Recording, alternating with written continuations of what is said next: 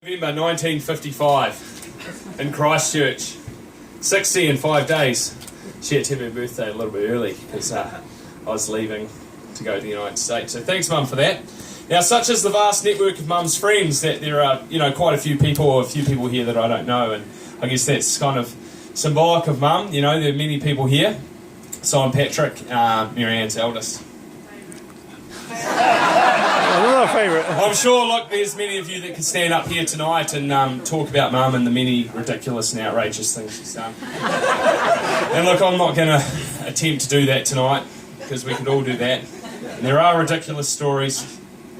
One thing that I was talking to Jan about this afternoon is that time that Mum, you were in a bowling alley in Auckland. Oh no! Here we go. It was a team building. It was an attempt of her company to, gather the masses and have some sort of team building episode. And so, I guess what had happened is they were all put into teams, and the job was on, wasn't it, Mary? Yeah. Maryanne was very restricted in her dress that she was wearing, so she pulled it off. The skirt that was restrictive, she thought she was wearing a good pair of leggings that weren't see-through, but they were. And she woke up in the next morning with a employment issue. She said to me, "It's very, very career-limiting stuff, Paddy. Never do it. Don't go there." Hey, look, there's one story that you don't know. Yeah, that's right, Maryanne was wearing a G-string.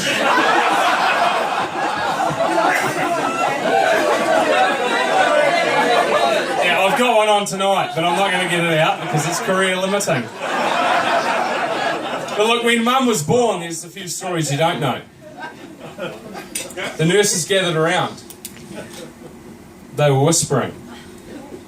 They just had hand in giving birth to a movie star. And such was the nature of Mum's childhood, they were right.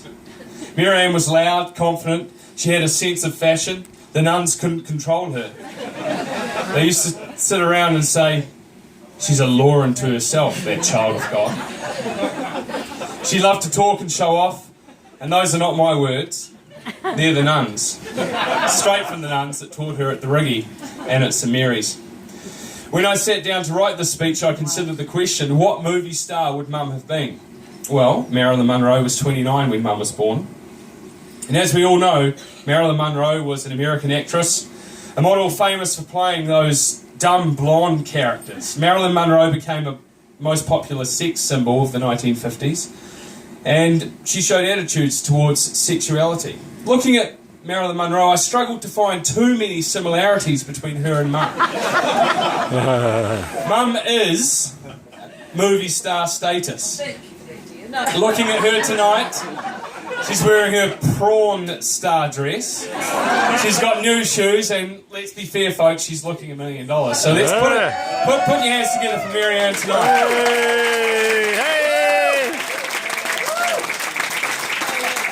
So I was struggling with this, Maryanne's not a dumb blonde, but I thought, man, maybe there are a couple of sort of similarities that maybe her and Marilyn Monroe might have. I thought they were the perfect match. Both beguiling women, both loved expensive fashion items, owned many pairs of shoes, loved haircuts, nails, makeup and beauty. But Mum wasn't born in LA or raised in a foster home. No, she came from a loving and well-respected Rose and Papa, and was well raised in Wellington in a loving family. But I kept looking for similarities. I thought maybe we could work with religion. At the age of 18, Marilyn Monroe became a Christian Scientist. She converted to Judaism in 1956, before her marriage to Arthur Miller. Yeah, nothing there. Mum's always been a strong, proud Catholic, member of St Matthew's Parish Church. Yeah. So I had to stop that line of inquiry, but I wanted to go further. In fact, the only similarities that I could find with Mum and Marilyn Monroe were the sums of money that they grossed and the money that they subsequently spent. Marilyn Monroe was a top-billed actress. Her films grossed $200 million. And Mum has always been a top-billing and spending medical rep, with her being responsible for the purchase and sale of many millions of dollars worth of medical equipment. Truth be known, this would have far surpassed Munro's efforts in the film industry, and just quietly Rob will tell you that her spending far surpasses Marilyn Monroe's as well. Hey, but look, I've gone down the wrong path. Mum wasn't a movie star, but maybe, or even if she wasn't, even if she wasn't Marilyn Monroe. I do think though, and I'm sure everyone here tonight will agree with me, that she must have been influenced by one of Marilyn Monroe's quotes. That quote is, "Imperfection is beauty, madness is genius, and it's better to be absolutely ridiculous than absolutely boring." So Maryanne, that's you tonight.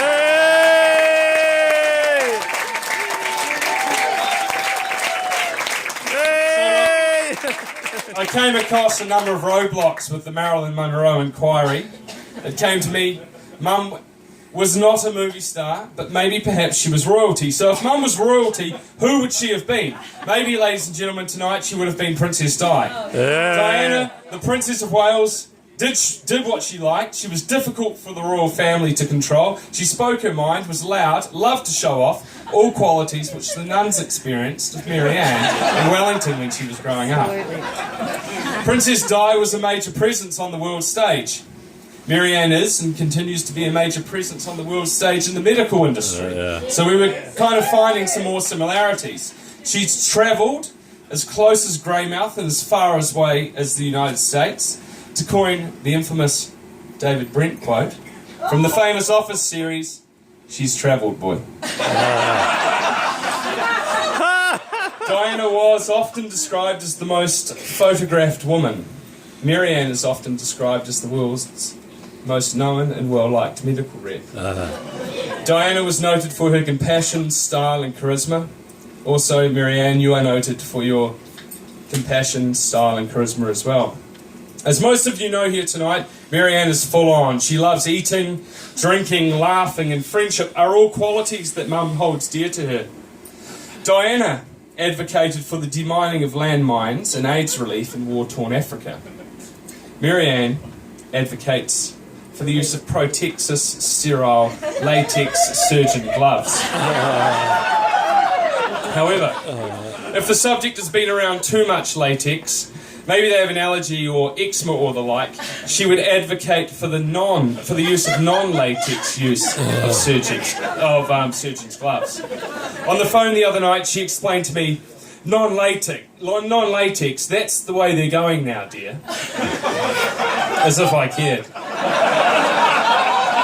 Hey, but if you're after packs, and there are a few people in the medical industry tonight, Mum advocates, specifically, she'll sell you a trolley set. She said it's all disposable, and everything is chucked out during or after the procedure.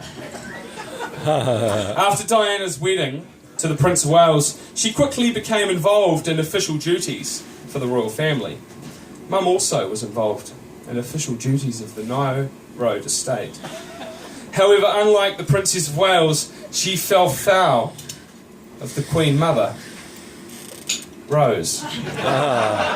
Mum would fall foul of Rose at dinner parties because despite being told prior not to grandstand, take over or show off, Mum would do so anyway. Subsequently, she would be sent to bed early, asked to go back to her room and stay there before the night's end. Maryanne, I'm looking for similarities between you and Princess Di. Princess Di had a heavy travel schedule, often travelling without Charles to an assortment of engagements up and down the country. Mum, you too have this same travel schedule, often travelling without Rob. Oh, no. Only this week, she was in Auckland, before that Wellington, Tauranga, Hawke's Bay and Hamilton. So who is Mum? A movie star or a princess? Well, actually, she's none of these. She's a wife, a mum, to 3 boys, a sister and a daughter. She came from a strong, principled family, where values such as respect, integrity were at the centre of everything her mother and father did. Mum was both a daddy's boy. She used to go to the rugby athletic park only to get a pie at half-time with Papa, but also a mummy's girl, strongly influenced by Rose. Mum said to me on the phone the other night, just like you love Princess Di, because I did, I love Oscar Wilde because Rose did. Mum's favourite words from Oscar Wilde are from the poem, The Ballad of Red and Gold. Each man kills the thing he loves, yet each man does not die. Through Rose and Papa's influence, she created her own family, trying to instill the same sort of values that Rose and Papa had instilled in her. She had a hard time of it, to be fair. It was never a game of two halves. She struggled to gain parity and ascendancy in the forwards. Her backs could never get over the advantage line, and often, like Richie in 07, her captaincy was questioned. It certainly wasn't easy for her. The food bills were massive. I'm $100 a week. Doug loved meat. He went on to be a butcher, and he's now a very well respected meat buyer. He was $200 a week, and when Greg was rowing and eating 10 meals a day, he was about $600 a week. No, seriously, when we were at school, Mum held down a job as a full-time nurse, working shifts before she moved into reaping. I can remember when Mum was a nurse. We used to love it when she was on the early shift because she'd be able to pick us up from school. When challenges in the family arose, she never once faltered. I was suspended from school. Doug crashed the Intermed, the van, the company vehicle. And no, Greg, he was always in trouble at school. Just like Russell Brand's parents, Mum was up and down to the school more often than the local paedophile.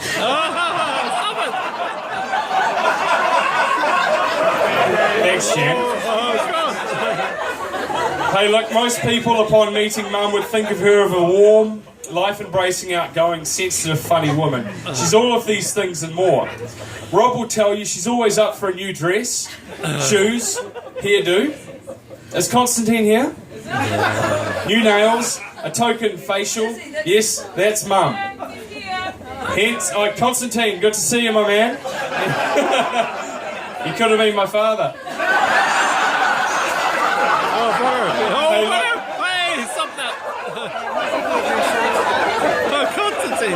Ladies and gentlemen, Maryanne loves beauty, she loves style, she loves fashion, and she loves grace. And that's why I've compared her to Princess Di. You only have to open the Valentine's bill every month. It averages about $1,500. And that's not including when her boys shop on the card. In recent times, Rob has stopped drinking and Mum has taken it up. She's always up for a wine, a laugh, a chat, or a catch-up. And that's Mum. Now, often these chats do become political. As is well documented, Mum tends red roses, not blue forget-me-nots.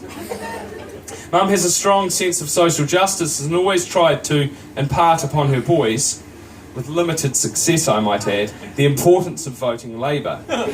She does this based on the principle that someone has to look after the weak. Having many discussions with Maryanne late at night, I say to her, well, what are you talking about there? And she said, well, who's going to look after the weak? Not that fucking John Key. So, ladies and gentlemen, thanks for coming tonight to celebrate Mum's birthday.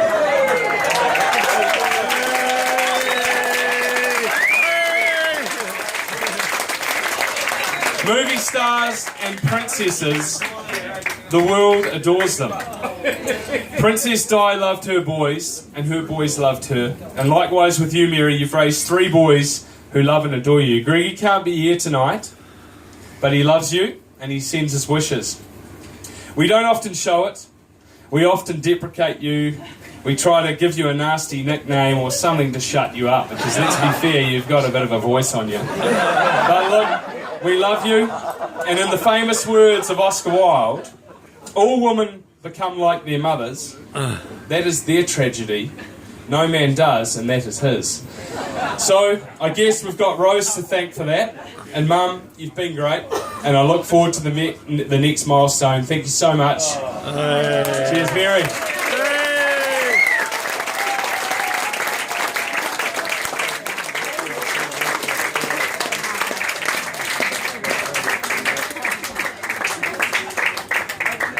I'll standing too much longer, Mary, are you going to give us the pleasure of a brief reply? They're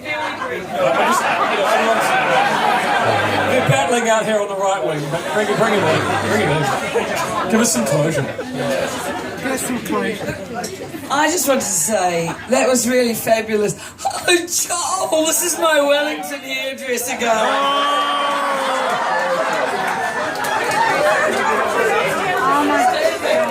Is that amazing? This boy, I love him.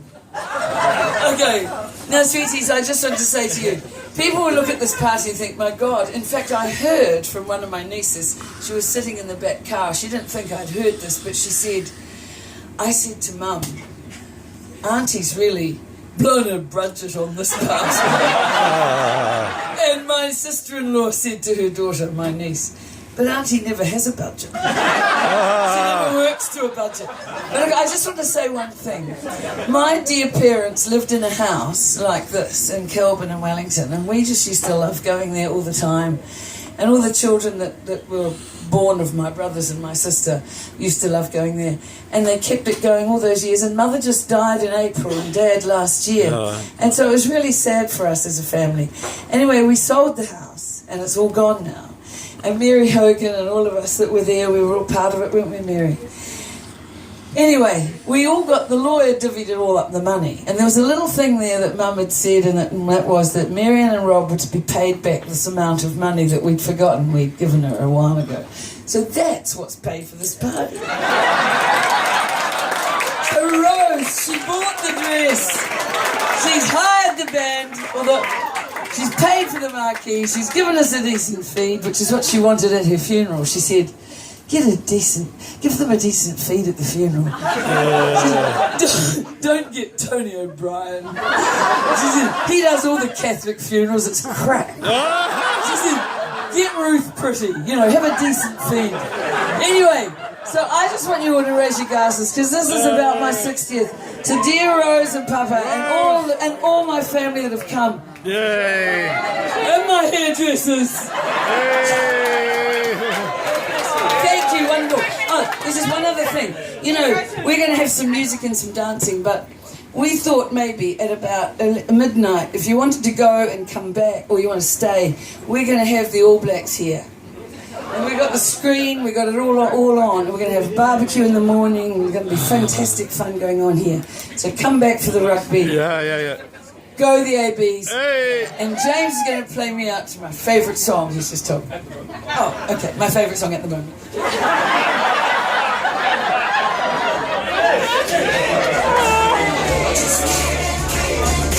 Thanks, that ends the formal part. Talk to yourselves. Goodbye.